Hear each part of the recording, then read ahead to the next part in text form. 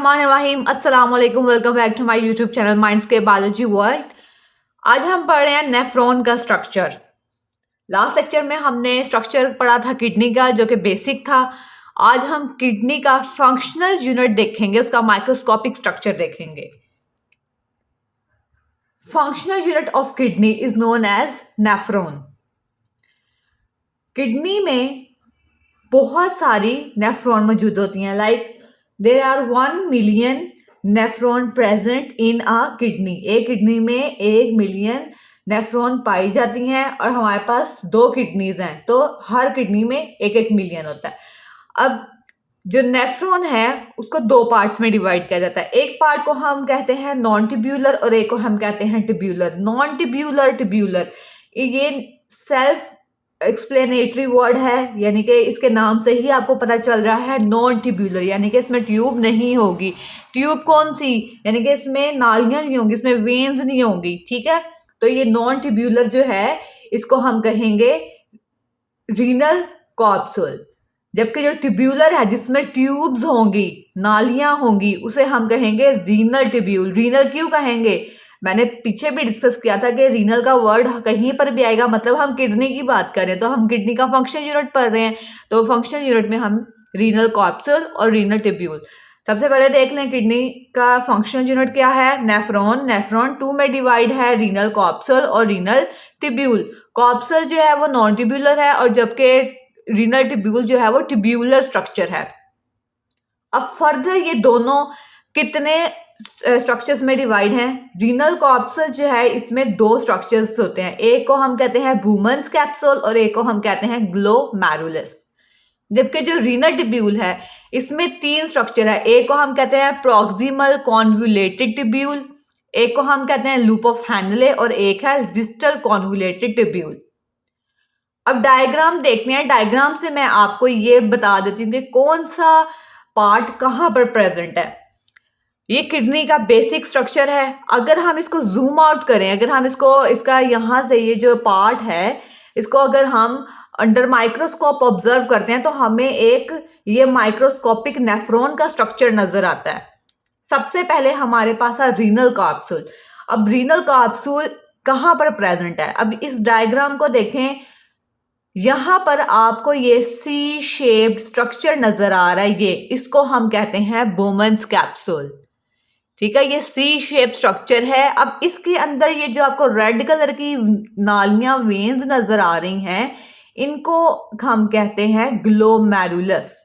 यानी कि बोमन्स एक कप है, कप के अंदर कुछ वेन्स हैं, कुछ नालियां हैं। अब यहाँ पर 2 तरह की आर्ट्रियोल्स हैं। जो आर्ट्रियोल्स बॉडी से अंदर ब्लड लेकर आ रही हैं नेफ्रॉन के अंदर, उसको हम कहते हैं एफरेंट आर्ट्रियोल्स। Efferent arterioles. जबकि जो आर्टरी ब्लड को बाहर लेकर जा रही है आउटसाइड, उसको हम कहते हैं एफरेंट आर्टरी। सिर्फ एक अल्फाबेट का डिफरेंस है, एफरेंट ए से जो कि अंदर आ रही हैं और ई से जो कि बाहर निकल रही हैं। अब याद रखने के लिए आप अपने जहन में रख सकते हैं कि ए मतलब अंदर आ जाओ, ठीक है, इनसाइड।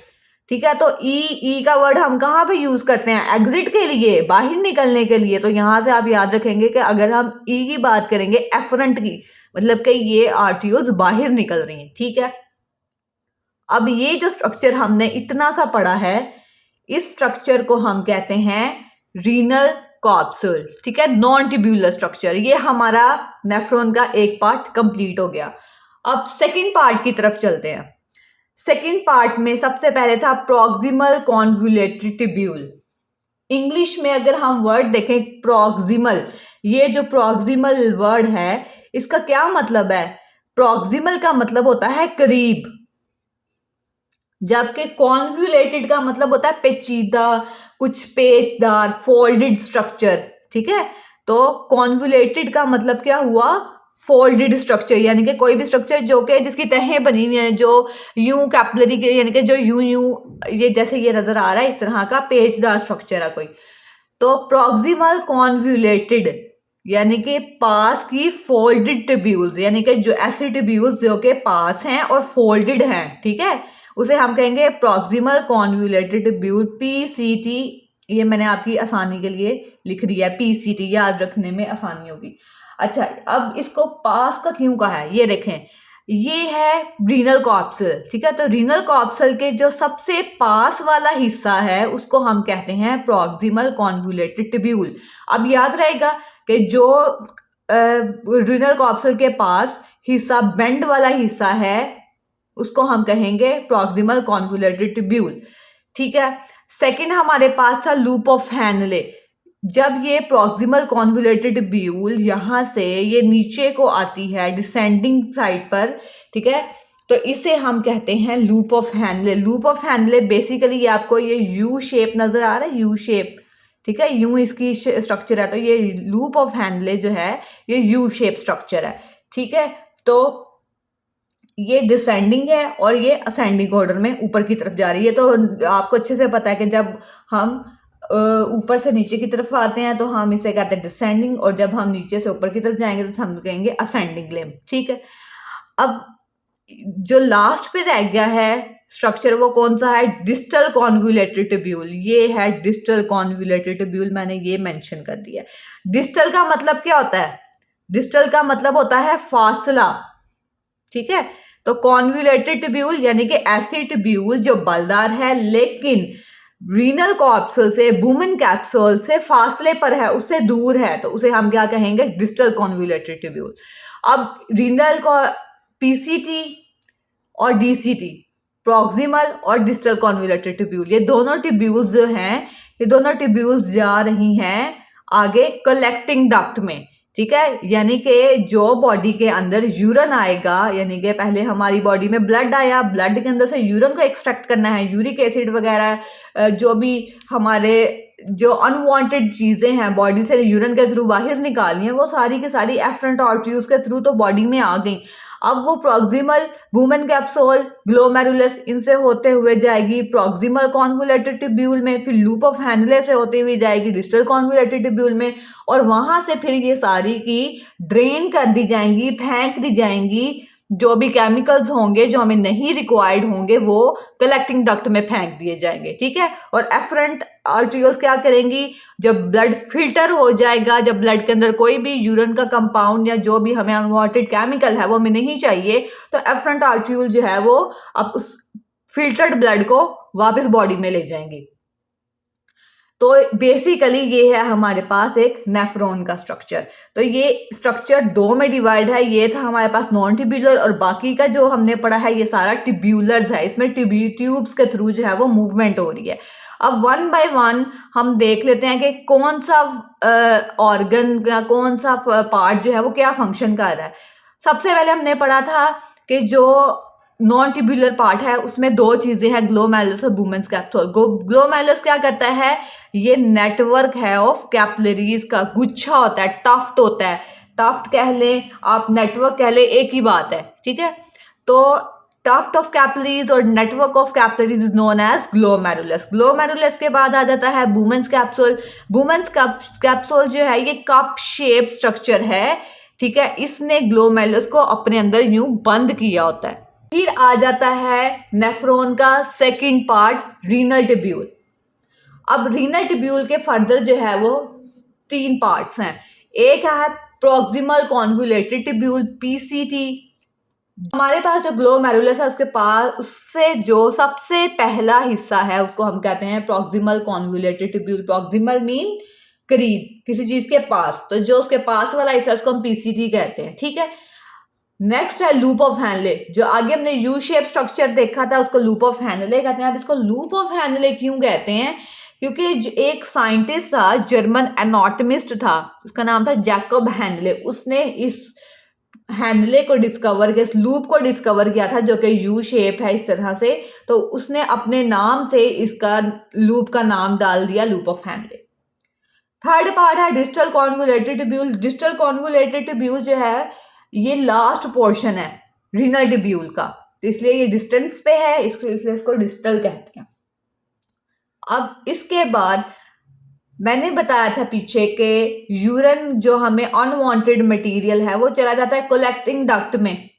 अब कलेक्टिंग डक्ट जो है वो सिर्फ एक नहीं, मतलब एक नहीं होती, बहुत सारी नेफ्रॉन्स हैं हमारी किडनी में, तो हर नेफ्रॉन अपने साइड का जो ब्लड है फिल्टर करके के जो भी कंपाउंड्स निकालती है वो अपनी अपनी साइड की कलेक्टिंग डक्ट में डाल देती है।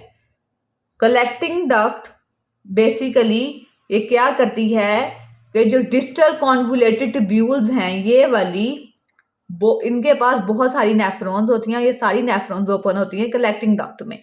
जब कलेक्टिंग डक्ट में यूरिन आ जाता है उसके बाद इसको पास कर दिया जाता है पैपिलरी डक्ट में।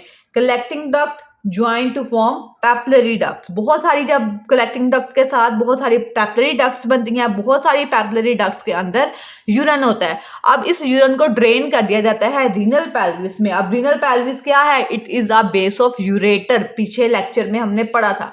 अब इस लेक्चर का ओवरव्यू देखते हैं।